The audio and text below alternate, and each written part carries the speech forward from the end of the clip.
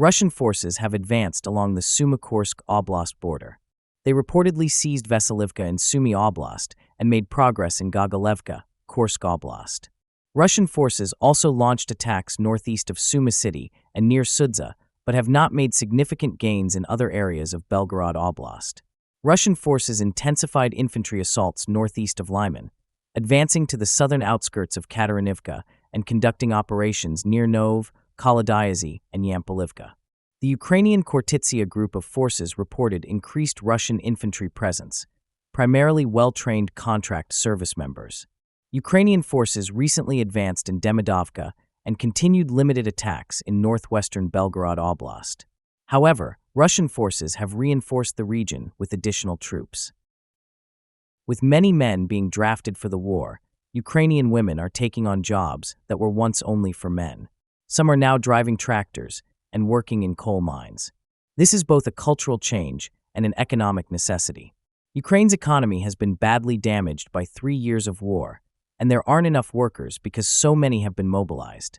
The country's first female economy minister represents this shift, saying that both women and employers are starting to see things differently.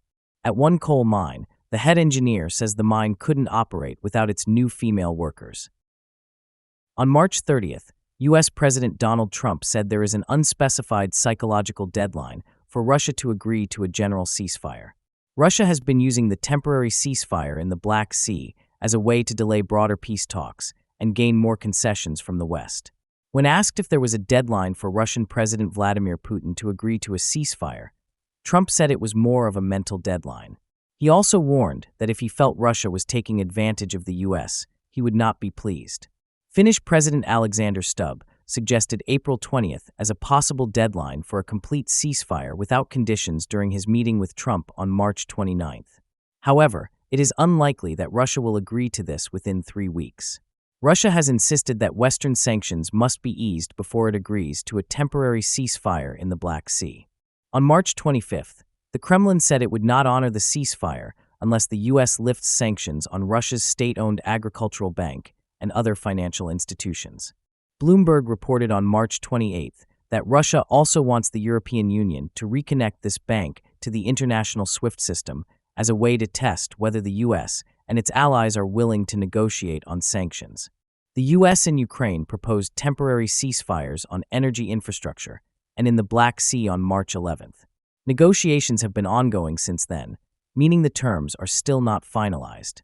Given the current situation, it is unlikely that the U.S., Ukraine, and Russia will be able to agree on a general ceasefire within the next 3 weeks. Russian officials are attempting to weaken the proposed U.S.-Ukraine mineral deal by promoting potential U.S.-Russia rare earth mining projects.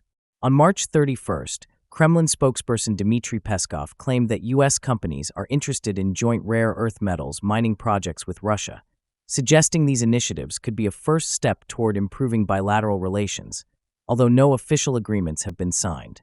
Kirill Dmitriev, CEO of the Russian Direct Investment Fund, stated that Russian and U.S. officials have begun discussions about such projects. He also emphasized that U.S.-Russian economic cooperation should be a primary focus if the United States aims to end the war in Ukraine, noting that such collaboration would commence only after peace negotiations conclude. The Kremlin's strategy appears to be an effort to counter the administration's goal of linking U.S. and Ukrainian economic interests through the U.S.-Ukraine mineral deal by positioning Russia as a superior rare earth commodities partner. The administration seeks to establish concrete U.S. economic interests in Ukraine, transitioning the country from solely a military aid recipient to an economic partner. Engaging in economic cooperation with Russia, as proposed, would likely fail to deter future Russian aggression toward Ukraine and could accelerate Russia's military rebuilding efforts. Furthermore, Russia's control over minerals in occupied Ukrainian territories may enhance the People's Republic of China's access to these resources, given the long-standing partnership between Russia and China in extracting rare earth commodities since at least 2005. Russian companies are also involved in mineral exploration projects across various African countries. It appears that Russia is leveraging economic incentives unrelated to the conflict in Ukraine to extract concessions from the United States regarding the war. Such concessions could undermine the administration's objective of achieving a durable and mutually beneficial peace in Ukraine.